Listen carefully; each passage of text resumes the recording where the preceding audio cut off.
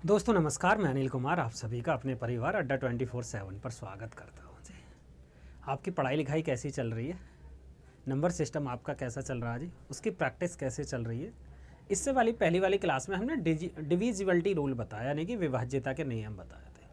आज की क्लास में हम क्या बताने वाले हैं? गुणनखंडों की संख्या। गुणनखंडों की संख्या को देखेंगे, गुणनखंडों की संख्या कितनी होती है या क्या क्या तरीके के सवाल पूछे जाते हैं। सबसे पहली बात जो आपको जाननी है, इससे पहले कुछ 2-4 सवाल डिविजिबिलिटी के रह गए थे, यानी कि पिछली क्लास के कुछ सवाल रह गए थे। उससे पहले वाला सवाल ये था, लास्ट क्लास का लास्ट सवाल ये था क्या जी, 44 से विभाज्य तो x प्लस वाई की वैल्यू बतानी थी।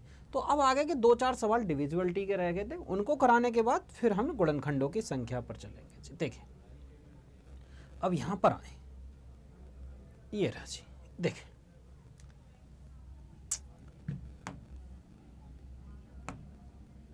देखिए ये कह रहा है एक 9 अंकों की संख्या 38 9 6 ये दे रखी है 72 से विभाज्य, यानी कि संख्या कौन सी है जी? 3 8 9। या यहाँ पर ही देखिए, जब वो 72 से विभाज्य है, 72 से, तो 72 से विभाज्य है, तो यानी कि वो संख्या जो होगी हमारी 9 गुणा 8 से विभाज्य होगी।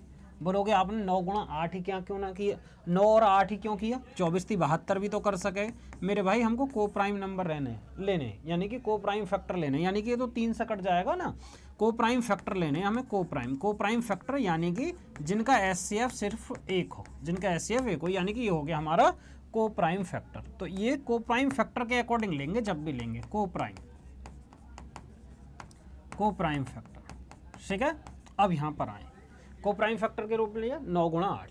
जब 9 गुणा 8 लिया तो 8 का मैंने रूल क्या बताया था? 8 में बताया था कि लास्ट के 3 डिजिट यानी कि 7 8 वाई वो किससे जाने चाहिए? 8 से जाने चाहिए। तो वाई की वैल्यू क्या आएगी?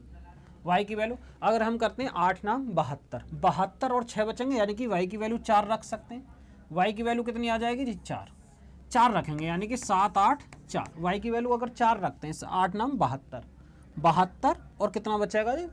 6 8 8 64। इतना ही आया जी, और तो कोई जाएगा नहीं।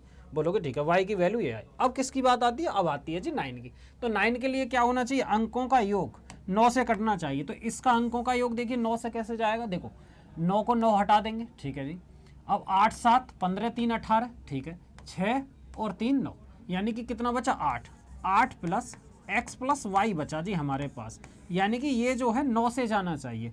जब 9 से जाएगा तो उसके लिए अंकों का योग 9 से जाना चाहिए। y की वैल्यू कितनी है? y की वैल्यू है जी यहाँ पर 4, और ये दिया हुआ 8, ये 8 दिया हुआ। तो x की जगह कितना रखें जिससे कि ये किससे कट जाए? x की जगह कितना रखें जिससे कि ये 9 से कट जाए? देखो 8 4 12, 12 और 6 18, 6 रख देंगे।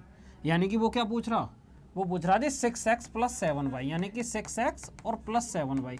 x की वैल्यू कितनी? 6, यानी कि 6 गुणा 6 प्लस 7 चौक 28, ठीक है। 36 प्लस का 24 अगर हम ऐड करेंगे तो कितना आ जाएगा? 60। 60 इसका करेक्ट आंसर निकल कर आएगा। 60 गड़बड़ होगी जी, x की जगह 6 है और y की जगह 4 है। 36 और 7 चौक 28, 28 आएगा। 36 और 28, ये कितना आया? 8 और 6 14, और यानी कि 64। 64 हमारा सही आंसर निकल कर आएगा। नेक्स्ट पर आओ। नेक्स्ट है 48, ये संख्या दी हुई है 48, मैं यहाँ पर लिखे देता हूँ 48 9 वाई, ये संख्या 48 9 वाई 5 जेड और 6, ये किससे विभाज्य है? ये वाली संख्या 72 से विभाज्य है। अब 72 से जब विभाज्य है तो 72 के लिए को प्राइम फैक्टर यानी कि 8 और 9। को प्राइम फैक्टर कितना आया जी? 8 और 9। अब 8 के लिए हमने क्या बताया था? यानी कि संख्या के 3 डिजिट लास्ट वाले वो 8 से जाने चाहिए, ठीक है। अब क्या रखा जाए जैसे कट जाए?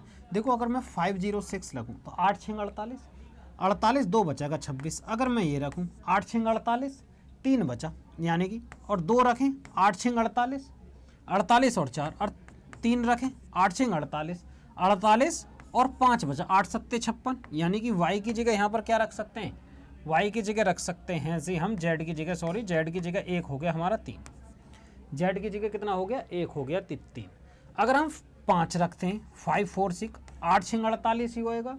48 और कितना बचा जी? 6 नहीं जाएगा। 57, 8 7 56, 8 दूनी 16, यानी कि हम 7 भी रख सकते हैं। 7 भी रख सकते हैं ना, 576 यानी कि ये वाली संख्या जाएगी 576, यानी कि मैं लिख देता हूँ। एक तो संख्या बननी है हमारी 536, एक बननी है 576, अब नहीं जाएगा। 8 सत्ते 56, ठीक है। अगर 8 रखेंगे 2 बचेगा, 9 रखेंगे 8 सत्ते 56 3, यानी कि नहीं, इस वाई की जेड की वैल्यू जो सिर्फ ये बने कि नहीं 3 और 7। बोलोगे ठीक। अब यहाँ पर आइए जी नेक्स्ट पॉइंट, यानी कि अब संख्या 9 से भी जानी चाहिए। 9 के लिए अंकों का योग 9 से जाना चाहिए, 9 के लिए अंकों का योग 9 से जाना चाहिए। यहाँ पर समझिए 9 का, तो भी 9 को हटा देंगे, ठीक है। और हम क्या करेंगे, 6 और 4 10 और 8 18, ये भी 9 से कट जाएंगे। अब कितना बचा हमारे पास, बचा y, एक तो हमारे पास बचा जी 5 और प्लस y और प्लस जेड ही तो बचा। अब सवाल में क्या पूछा, सवाल में ये पूछा कौन सा विकल्प y और z का उच्चतम संभव गुणनफल होगा, यानी कि मैक्सिमम गुणनफल। y की वैल्यू कितनी आई थी 3 और 7, यानी कि 3 और 7, और z हमारा 5 तो रहेगा ही, सॉरी 5 ये तो है ही। अब z की जगह हम क्या रख सकते हैं, ये बात आती है। नहीं, z की वैल्यू तो ये दे रखी है 3 और 7, 3 और 7। y की जगह क्या रखें, कैसे रखेंगे, 5 और 3 8, 8 में क्या जोड़ें जिससे कि ये 9 से कट जाए, क्योंकि ये तो भाई अंकों का योग है ना, तो ये 9 से जाना चाहिए। 9 से कब जाएगा, जब अंकों का योग 9 से जाए। 5 3 8 और 1 9 यहाँ लिखा, 7 5 12, 12 और 6 18। अब इन दोनों की मल्टीप्लाई करिए, इन दोनों की मल्टीप्लाई करो भाई, इन दोनों गुणा करेंगे कितना आएगा 3, इन दोनों गुणा करेंगे कितना आएगा 42, तो मैक्सिमम गुणनफल कितना आएगा 42 आएगा। वो कह रहा मैक्सिमम, तो मैक्सिमम गुणनफल ही आएगा। और मिनिमम कौन सा हो जाएगा, मिनिमम जो है वो हमारा 3 हो जाएगा। समझ आई बात। नेक्स्ट पर चलते हैं, एक और पॉइंट। ये कह रहा 7 की घात 15 और 7 की घात इतना, 7 की घात कितना जी 15 प्लस 7 की घात 16 और प्लस 7 की घात 17। ये कह रहा कौन सी संख्या से विभाज्य होगा, तो हम क्या करेंगे, 7 की घात 15 हमने कॉमन लिया, यहाँ पर कितना बचेगा 0, 7 की घात 0 बचेगा ना भाई, 7 की घात 1 और प्लस 7 की घात 2। इस तरीके के सवाल आपके एग्जाम बहुत मिलते हैं। ये हो जाएगा 1 प्लस 7 और प्लस 49, जब इनको जोड़ेंगे 7 अट्ठे 7 सत्ते 49, ये हो जाएगा 7 49, 49 में 7 जोड़ेंगे 56, 56 और 1 कितना हो जाएगा 58 हो जाएगा, 56 और 1 58, 49 है भाई, 49 में 7 जोड़ा, गड़बड़ कर दिया क्या, 57 आएगा, 57 आएगा जोड़ने के बाद। जब 57 आया तो ये संख्या किससे जाएगी, यहाँ पर समझे कि भाई 3 से जा सकती है, तो 3 से जा सकती है, क्योंकि 19 30 57, 5 से नहीं जाएगा। 5 से करने के लिए यूनिट डिजिट क्या होना चाहिए, या तो 0 या 5। 2 से नहीं जाएगा, 2 से भी नहीं जाएगा, यानी कि 3 हो गया। आप क्या होगा सर 3 से कैसे, अरे हम इसको ऐसे कर लेंगे ना, 19 30 57, तो 3 इसका फैक्टर बन रहा है। नेक्स्ट ये कह रहा है कि निम्न में कौन सी संख्या 4 की घात 12 और जी 4 की घात 13 और 4 की घात 14 और 4 की घात 15 को पूर्णतः विभाजित करेगी। ध्यान से समझिए, यदि मैं इसमें से 4 की पावर 12 कॉमन लेता हूँ, यहाँ पर 1 और ये हो जाएगा 2 और 4 की पावर 3। मैंने 1 क्यों लिख लिया, क्योंकि 4 की पावर 0 बचेगा जब 12 आ गया तो। अब इसको ऐड कर लिए, 4 चौक 16 चौका 64, मैंने 4 की घात 12 यहीं लिखा, 1 प्लस 4 ये हो जाएगा 16 और प्लस का 64, मैंने ये लिखा जी। जब ये लिखे कितना आएगा 4 की घात 12 और यहाँ पर देखिए 64 और 6, यानी कि ये हो जाएगा 64 और 16 भाई, 6 4 10 70 और 1 80, 80 और 5 85 बैठ रहा। अब 85 5 से कट रहा जी, 5 से, यानी कि 17 पंजे 85। अब इसको ऐसे देखते हैं भाई किससे जा रहा, 17 पंजे 85, 17 से चला गया भाई, और तो कोई फैक्टर है ही नहीं, 3 से तो जा रहा नहीं रहा, 3 से 11 से भी नहीं जा रहा, तो एक ही बचा ऑप्शन 17, क्योंकि हम इस 85 को कैसे लिख सकते हैं जी 17 पंजे 85, यानी कि इसमें एक 17वीं फैक्टर है, ये संख्या 17 से चली जाएगी। ये कह रहा है 3 की घात 50 लिखा हुआ, 3 की घात 50 और 3 की घात 9 की घात 26 27 और 28। ये 3 की घात 50 जो है हम इसको ऐसे लिख सकते हैं भाई 3 की घात 2 की घात 25, क्योंकि 25 दूनी 50 हो जाएगा, तो ये हो जाएगा 3 की घात 3 3 9, 9 की घात 25 हो जाएगा, 9 की घात 25। तो अब सवाल हमारा क्या बना भाई, इस वाले को हम क्या कर सकते हैं, 3 की घात कितना हो जाएगा 25, तो ये हो जाएगा जी 9 की घात 25। अब सवाल ये बन गया 9 की घात कितनी है जी 26 प्लस 9 की घात कितनी दी हुई है 27, 9 की घात 27 और 9 की घात 28 और 9 की घात 29। अब यहाँ से हमने क्या किया, 9 की घात 25 कॉमन लिया, 9 की घात क्या किया जी 25 हमने कॉमन लिया, ठीक है। वहाँ पर बचेगी 0, हम कह सकते हैं 1 9 9 की पावर 2 और 9 की पावर 3। अब इसको ऐड कर लेना, कितना आएगा देखिए, जब इसको ऐड करेंगे कितना आएगा जी 9 की घात 25 ये तो है। अब इसको 1 प्लस 9, 1 + 9 यानी कि ये तो 10 हो जाएगा, ये हो जाएगा 9 नाम 81 और 729, यही तो बचा था 9 की घात 3, 25 निकाला तो 79, ये जोड़ेंगे जी, ये हो जाएगा, इन दोनों को जोड़ेंगे 91, 91 यहाँ ऐड करें 0, 9 2 11 1 12, यानी कि 820 निकल कर आया। 820 2 से भी कटेगा, 5 से भी कटेगा, एक बार देखते हैं भाई। 9 की घात 1, 9 की घात 29 तक है, एक यहाँ तो 2 और 3, एक और बचा जी 9 की घात 4 प्लस 9 की घात 4 और बच गया, ठीक है। 1 2 3 4 5 बार है ना, 1 2 3 4, हमने एक कम लिखा था, तो 9 की घात 4 यहाँ पर देखिए, तो ये हो जाएगा 1 + 9 प्लस का 81 प्लस 729 और प्लस का इसमें और करेंगे 9 की 4 बार गुणा, यानी कि 9 नाम 81, कितना आया 8, 9 दूनी 18, 18 और 8 26, 2 9 7 63, 63 और 2 65, यानी कि 65 61, फिर से गुणा करिए, 9 की 9 में 81 8, 9 दूनी 18, 8 26, 9 7 63, 63 और 2 65, इनको ऐड करेंगे। जब इनको ऐड करेंगे तो यहाँ पर समझे हम ऐसे कर लेते हैं भाई 6 5 6 1 7 2 9, ठीक है, ये और 9 1, अब देखो 1 और 9 10, 10 दूनी 20 और 21 2, 8 2 10, 10 और 6 16, 2 18, 1 7 5 12 और 1 13, 1 7, यानी कि 7 3 कितना आएगा 7 3 8 1 आया, 9 की पावर 25, 7 3 8 1 निकल कर आया। अब ये देखिए किससे हमारी संख्या कटेगी, यानी कि ये जो संख्या जो है हमारी वो किससे कटेगी, ये आपको बताना किससे कटेगी। अब देखो लास्ट में क्या है जी, ऑड नंबर है, यानी कि 2 से तो कटेगी ही नहीं, 5 से भी नहीं कटेगी, क्योंकि 0 और 5 होना चाहिए लास्ट में।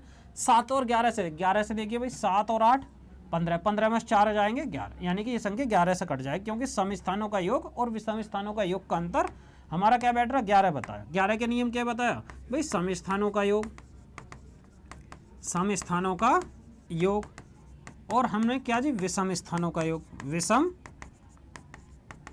स्थानों का योग,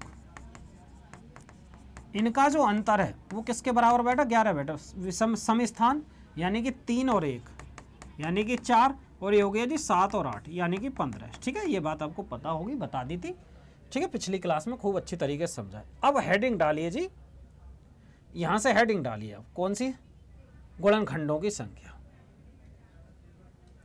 यहां पर डालिए heading number of factor, number of factor, यहां पर हेडिंग डालिए नंबर ऑफ फैक्टर, यानी कि गुणनखंडों की संख्या।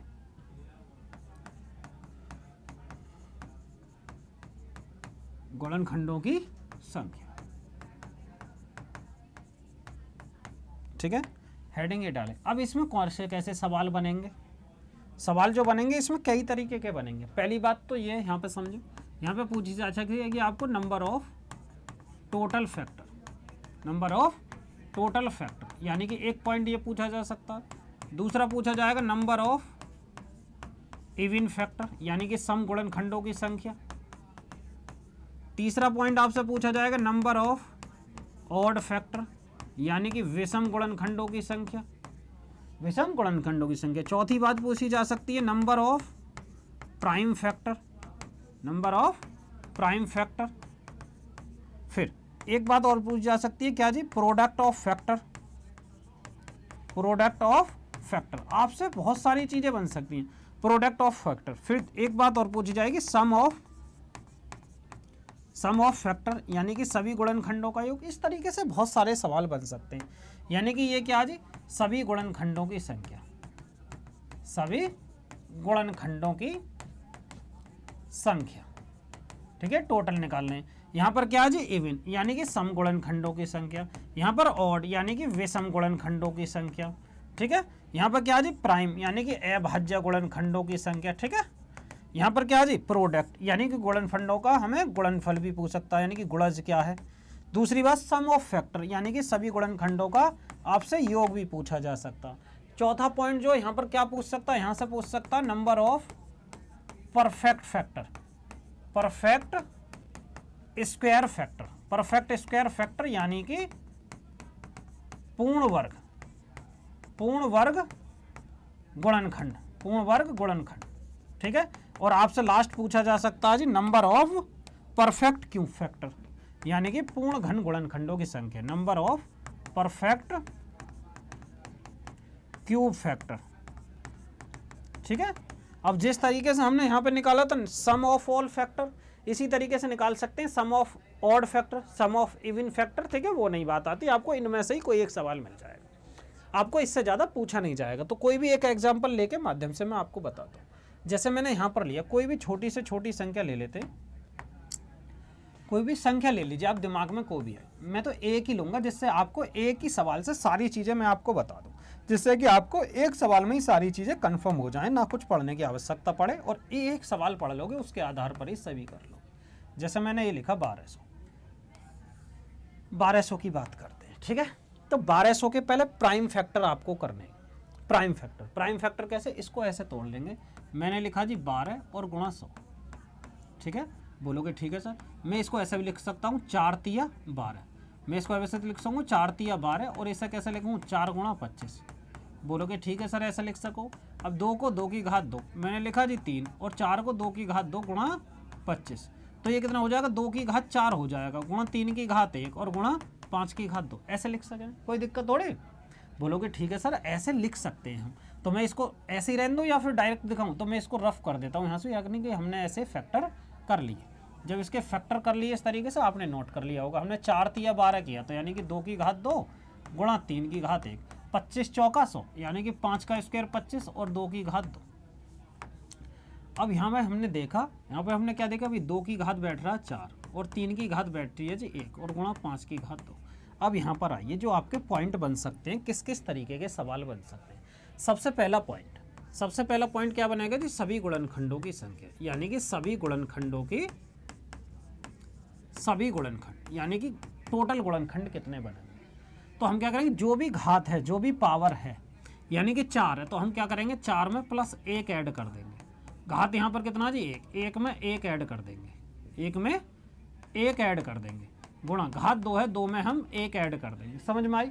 तो यहाँ पर कितना आएगा जी, यह आएगा 5 गुणा 2 और गुणा 3, 5 दूनी 10 तिया 30, 30 क्या हो जाएंगे, टोटल फैक्टर निकल कर आ जाएंगे, टोटल फैक्टर। समझ में आई। ये क्यों दिख रहा, क्योंकि हम 2 की घात 4 को ऐसे लिखेंगे ना, 2 की घात 0, 2 की घात 1, 2 की घात 2, 2 की घात 3 और 2 की घात 4, यानी कि इनसे कट जाएगा 2 की घात 4, 2 1 से भी कट जाएगा, 2 से भी, 4 से भी, 8 से, तो ये कितने 1 2 3 4 5 नहीं बनने, इसी तरीके से। अब आती है बात किसकी जी, दूसरा पॉइंट है क्या जी, समगुणनखंड, यानी कि समगुणनखंड कौन से होंगे, समगुणनखंडों की संख्या, समगुणनखंडों की हमें निकालनी है जी संख्या। कैसे, यहाँ पर आइए, सम के लिए आप क्या करोगे, समगुणनखंडों की संख्या के लिए, जैसे 2 की पावर 4 है, 2 की पावर 4 है, तो ये 2 गुणा करेगा तो सभी को किस में बना देगा, सम में बना देगा। अगर 2 की गुणा हम किसी में भी करें तो वो क्या बन जाएगा, सम बन जाएगा। पर ये जो 2 की पावर 0 है, इसके फैक्टर करें 1, जैसे हमने करा 2 की पावर 4 है, अभी समझिए आप, इसको 0 1 2 3 और 4 और 5 ऐसा लिख सकें। जब ऐसे लिख सकें, ये जो हो गया 1, और 1 क्या है, ऑड नंबर है, यानी कि विषम संख्या, एक की किसी से के साथ भी गुणा करेंगे वो इवन बन जाएगा, जबकि ये किसी को भी किस में गुणा करेंगे, इवन बना देंगे, यानी कि एक की गुणा करने पर विषम बन जाएगा, तो इस वजह से हटा देंगे। 2 की किसी के भी साथ गुणा करिए, सम की संख्या, विषम में करेंगे सम ही आएगा, इस वजह से। तो 2 की घात जो भी दे रखी है, जैसे 4, उसको ज्यों का त्यों रखिए बस, और बाकी जैसे 1 में 1 ऐड करिए प्लस, और 2 प्लस का 1 ऐड करिए। बोलोगे ठीक है, ये हो जाएगा 4 और ये हो जाएगा 2 और ये हो जाएगा 3, यानी कि 4 तिया 12, ये 36, 36 क्या हो जाएंगे टोटल। अब बात आती है जी, तीसरा पॉइंट आता है इवन फैक्टर की, यानी कि नहीं इवन नहीं ऑड, विषम गुणनखंडों की संख्या, विषम गुणनखंड। तो विषम गुणनखंड के लिए हम क्या करेंगे, यानी कि संख्या विषम बननी चाहिए, विषम के हिसाब से विषम गुणनखंड। तो 2 की पावर 0 सिर्फ 1 है, एक विषम है, बाकी जो हैं उनको हम नहीं लेंगे। तो 1 के लिए इसका मतलब यह है कि इस 2 के लिए आप 2 को बिल्कुल ही छोड़ देना, विषम में 2 की घात को बिल्कुल ही छोड़ देना, विषम पर ही बात करेंगे सिर्फ। कितना जी 1 है, 1 प्लस 1 और ये हो जाएगा 2 प्लस 1, समझ में आई, यानी कि 2 गुणा 3, ये आ गया जी 6, ये 24 आएगा, 2 दूनी 4 दूनी 8 तिया 24, ये 24 निकल कर आएगा, ठीक है, और ये आ गया 6। बोलोगे ठीक है। अब यहाँ पर अगर हम करें कि सम ऑफ ऑल फैक्टर, यानी कि सभी गुणनखंडों का योग, यहाँ पर अगर करते हैं हम सभी गुणनखंडों का योग, कैसे करोगे भाई, गुणनखंडों का अगर आपसे योग पूछने लग जाए तो हम ऐसे लिखेंगे 2 की पावर 0, 2 की पावर 1, 2 की पावर 2, 2 की पावर 3, 2 की पावर 4 और 2 की पावर 5। 4 तक है तो 4 तक चलेंगे। ये हो गया जी इतना, ठीक है। मल्टीप्लाई 3 की पावर 0, 3 की पावर 1 है तो 3 की पावर 0 प्लस 3 की पावर 1, इस तरीके से। अब करेंगे 5 की पावर 0, 5 की पावर 1 और 5 की पावर 2, इस तरीके से। यहाँ पर आइए, ये कितना आएगा, ये हो जाएगा जी 1 प्लस 2 प्लस 4 प्लस 8 और प्लस का 16, इसका ये 1 प्लस का 3 और ये हो जाएगा जी 1 प्लस 5 और प्लस का 25, इस तरीके से। इनको ऐड दिए 16 4 20, 8 28 2 20, यानी कि 31 आया। 2 की घात 4 करेंगे तो कितना आया, 31 आया। ठीक, फिर से देख लिए, 2 की घात 4 करेंगे 31, 16 और 8 24, 4 28 और 2 30 और 1 31, ठीक है, समझते चल रहा है। गुणा 4 और गुणा कितना हो जाएगा 25, यानी कि 31। 31 की जब 31 में करते हैं 961 आता है और इसमें कर देंगे 4 के गुणा, 4 एकम 4, 4 छंग 24, 2 4 नम 36 और 2 38, यानी कि 3844 आया। 961 होता है जी 31 का स्क्वायर। अब ये हो गया पांचवा पॉइंट। क्या पांचवा पॉइंट है जी, गुणनखंडों का गुणनफल, यानी कि गुणनफल, यानी कि हमें क्या निकालना जी, हमें निकालना गुणनफल, product of factor, product of factor. अगर हम गुणनफल की बात करें, प्रोडक्ट ऑफ फैक्टर, यानी कि ऐसे लिखे देता हूं, गुणनखंडों का गुणनफल, गुणनफल। तो हम जो भी नंबर है, जो भी नंबर कितना था जी हमारा, वो था जी 1200, मैंने लिखा 1200। और जो हमारे टोटल फैक्टर थे, टोटल फैक्टर कितने थे जी 30, तो 30 बटे हमें क्या करना, 2 कर देते हैं, 30 बटे 2 कर देंगे। बस सुन भाई, जैसे हमने लिखा जी 30 बटे 2, जो भी हमारे फैक्टर हैं उनका टोटल का बटे 2 कर देंगे। टोटल कितने 36, 36 बटे 2, यानी कि ये हमारा आंसर निकल कर आ जाएगा, जो भी आएगा, ठीक है। अब यही बचा, ठीक है। एक और होता है जी परफेक्ट 5, अगर बताएं 6, एक आता है जी number of perfect square, perfect square factor, यानी कि पूर्ण वर्ग गुणनखंड, पूर्ण वर्ग गुणनखंड। अब इसको कैसे करेंगे, ध्यान से समझो, इसे ऐसे करेंगे, यदि घात 4 है तो 4 को भाग करेंगे 2 से, 4 को भाग करेंगे 2 से प्लस 1, इस तरह समझते रहना। घात 1 है, 1 बटे 2 करेंगे और प्लस 1। घात 2 है, 2 बटे 2 करेंगे प्लस 1, इस तरीके से। अगर पूर्ण जितना चला जाए पूरी बार उतना ही लिखेंगे, जैसे 2 बार चला गया 2 प्लस 1, ये 1 बटे 2 जाएगा नहीं तो यहाँ पर नहीं लेंगे, यानी कि 1 ही रहने देंगे। जैसे 2 से 2 चला गया एक बार, 1 प्लस 1, ये हो जाएगा जी 3 गुणा 1 और गुणा 2, 3 दूनी 6, इस तरीके से, यानी कि 6 हो गए पूर्ण वर्ग गुणनखंड।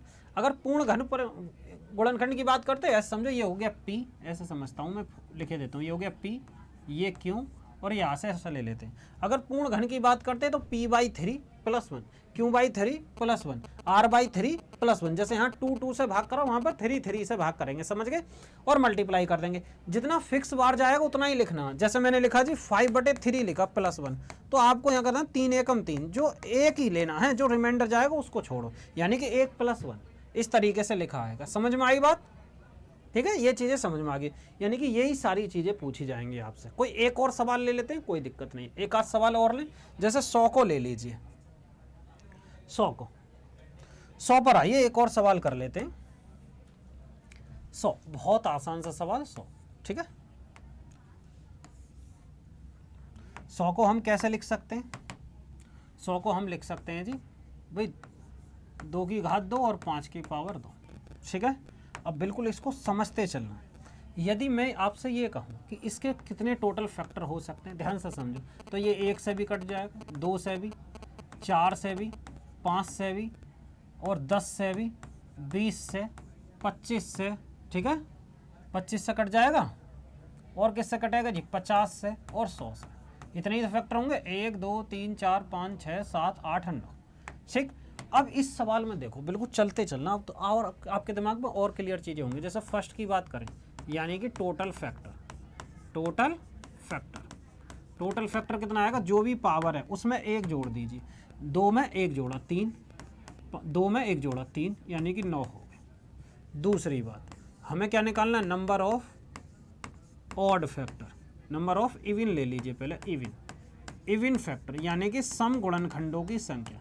अब की बार लेना हमें सम गुणनखंडों की संख्या। जो 2 की पावर 2 है इसको 2 ही रहने दें और इसमें 2 + 1 करना, ठीक है।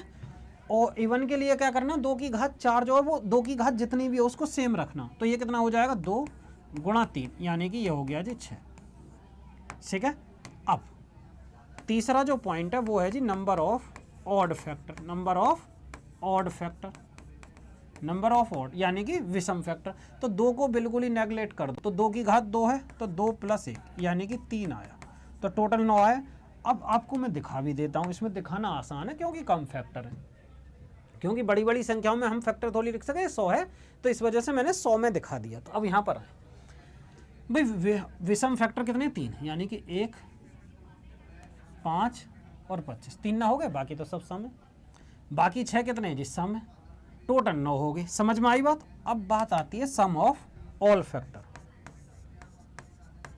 सम ऑफ ऑल फैक्टर यानी कि सभी फैक्टर का हमें योग निकालना। अब योग निकालेंगे, देखो 2 की पावर 2 है, 2 की पावर 0, 2 की पावर 1 और 2 की घात 2 तक जाएंगे, गुणा 5 की पावर कितना जी 0, 5 की घात 1 और 5 की घात 2 तक जाएंगे। अब जोड़िए, यानी कि 1 + 2 + 4 हो जाएगा और 1 + 5 और + 25, यह है ना। अब 1 5 + 25 आया, तो हल करने के बाद कितना आएगा, दिख रहा ना, दिख तो रहा। अब देखें 4 और 2 6 और 1 7 यानी कि 7 आया, 25 और 30 और 1 31 यानी कि ये कितना आया, 3 7 217, 217 योग आएगा, जोड़ लो 100 और 50, 150 25 175, 175 और 20 195, 95 10 205, 210 210 210 और 214 216 217, योग कितना आया, 217 निकल कर आया, 17 निकल कर आया योग। अब आगे चलते हैं, एक और पॉइंट मैंने बताया था, ये हो गया number of perfect square factor, यानी कि पूर्ण वर्ग फैक्टर, यानी कि जो पूर्ण संख्याएं हों ऐसी कितनी है। मैंने बताया जो भी फैक्टर है आपको, इसको मान लीजिए ये p है, मैं समझाने के लिए लिख रहा हूँ ये क्यों है। इस तरीके से मैंने लिखा, जो इसका कंसेप्ट है p/2, यानी कि हमें परफेक्ट क्यू के लिए 2 से भाग करना होता है, परफेक्ट स्क्वायर के लिए, और q/2 + 1। अब हम क्या करेंगे जी, p कितना जी 2, यानी कि 2 यहाँ पे लिखता हूँ 2/2 + 1, और कितना जी q कितना जी 2, 2/2 + 1, ये कितना आ गया 1 + 1, यानी कि, और 1 + 1 बचा, यानी कि भाग करेंगे 2 और गुणा 2, यानी कि 4 आए, परफेक्ट स्क्वायर 4 आए। अब बोल रहे हो कि सर यहाँ पे तो 2 आ गया, अगर 5 आता फिर कैसे होती। अब समझो, यदि 5/2 होती किसी सवाल में, किसी में भी, यहाँ पर 7/2 + 1 होती, इसको भी मैं यहीं समझा देता हूँ, ठीक है, +1, तो यहाँ पर ये कितनी बार जाता, 2 दूनी 4, सिर्फ 2 लिखना जितनी बार जाएगा, शेषफल को नहीं, +1 और 2 तिया 6, यहाँ पर 1 लिखते, समझ में आ गई ना। अगर 5 7 इस तरीके से आ जाए तो इस तरीके से हम लेंगे, ठीक। अब ये हो गया 4। अब 4 कौन कौन से, 4 को भी मैं आपको दिखाई देता हूँ। देखो 1 1 2 3 और 4, ठीक है ना, चारों हो गए भाई, इनका परफेक्ट स्क्वायर नंबर आए। अब इसमें देखेंगे जी हम क्या, 6 है, 6, तो इसमें देखेंगे perfect cube, number of perfect cube factor, cube factor. तो वो कैसे करेंगे, इस तरीके से यहाँ पे लिखे देता हूँ, p/3 + 1 q/3 + 1, इसी तरीके से। तो p की जगह कितना जी, p की जगह 2, p की जगह 2, 2/3 + 1, यानी कि 2/3 + 1। अब समझे, यहाँ पर 2 क्या 3 से भाग हो जाएगा, नहीं, तो यहाँ पर 0 ही लिख देना, +1, और यहाँ पर 0 + 1, समझ में आई ना बात। तो हम यहाँ पर तो लिखेंगे ही नहीं, अगर बाई चांस यहाँ पर होती 5 या 4/3 होती, 5/3 होती, तो यहाँ पर +1 लिखा होता, और +1 कोई और सवाल में ऐसा आता 3 एकम 3, एक बार लिखते जितनी बार जाते, जैसे 3 से 1 ही बार, इसी टाइप से लिखते जैसे यहाँ पर लिखा था हमने पूर्ण तरीके से, जैसे 4/3 तो एक बार जाएगा, 5/3 तो एक ही बार जाएगा, इस तरीके से। तो यहाँ पर हम करेंगे 1 गुणा 1 यानी कि 1 ही हमारा है। 1 कौन सा जी ये, तो हम इसको ही क्यूब कर सकते हैं सर, 1 की घात 3 कर लेंगे, ये परफेक्ट क्यूब बन जाएगा। 1 बनेगा, परफेक्ट स्क्वायर भी है, परफेक्ट क्यूब भी है। अब यहाँ पर एक और पॉइंट रिया 7 पर आओ जी। 7 पॉइंट क्या ये है जी, प्रोडक्ट ऑफ फैक्टर, यानी कि सभी गुणनखंडों का, अगर हम गुणनफल की बात करें, सभी गुणनखंडों का गुणनफल कैसे लेंगे, जो भी नंबर है, नंबर कितना हमारे पास 100 लिखा, मैं यहाँ पर एक और पॉइंट लिखूंगा, यहाँ लिख दें 100 लिखा हमने, और जितने टोटल फैक्टर हैं, फैक्टर कितने हैं जी टोटल, वो हैं जी हमारे टोटल फैक्टर हैं 36, नहीं कहाँ भाग गया, टोटल हैं जी हमारे 9, तो 9/2 करना, 9/2, तो इसको हल कर लें 10 का स्क्वायर या 9/2 यानी कि 10 की घात 9 हो जाएगा टोटल फैक्टर। अब एक और last point, number of prime factor, number of prime factor, ये कौन कौन से हैं जी, अब देखिए नंबर ऑफ प्राइम फैक्टर जो हो जाएंगे, जितनी पावर है 2 और 2, 2 + 2 हम इनको ही ऐड कर देंगे, ये हो जाएंगे 4। नंबर ऑफ प्राइम फैक्टर में आपको जितनी भी घात दी हुई हैं उनको ही ऐड करना, ये क्या हो जाएंगे हमारे प्राइम फैक्टर हो जाएंगे। समझ में आई बात, ठीक है। ये सारे पॉइंट जितने भी पूछे जा सकते हैं, जितने भी बन सकते हैं, वो मैंने 2 सवालों में क्लियर करके आपको बता दिया, ठीक है। ठीक है, सारी चीज़ें, कोई दिक्कत परेशानी नहीं होनी चाहिए। नेक्स्ट में जो पढ़ेंगे हम वो शून्य की संख्या, एक हेडिंग डाल लीजिए कल की क्लास के लिए जी, शून्यों की संख्या। हमें क्या घेर लेना, नेक्स्ट टॉपिक जो पढ़ने वाले हैं वो पढ़ेंगे शून्य की संख्या, नंबर ऑफ जीरोस, ठीक है। स्पेलिंग पर मत जाना, शून्यों की संख्या, ठीक है, नंबर ऑफ जीरोस, ठीक है। जीरोस की स्पेलिंग यही है ना, स्पेलिंग पे मत जाना अगर मिस्टेक भी हो तो। हम ये नेक्स्ट क्लास में पढ़ेंगे। तो आज की क्लास को यहीं समाप्त करते हैं, उम्मीद करता हूँ सभी समझ में आया होगा। जय हिंद।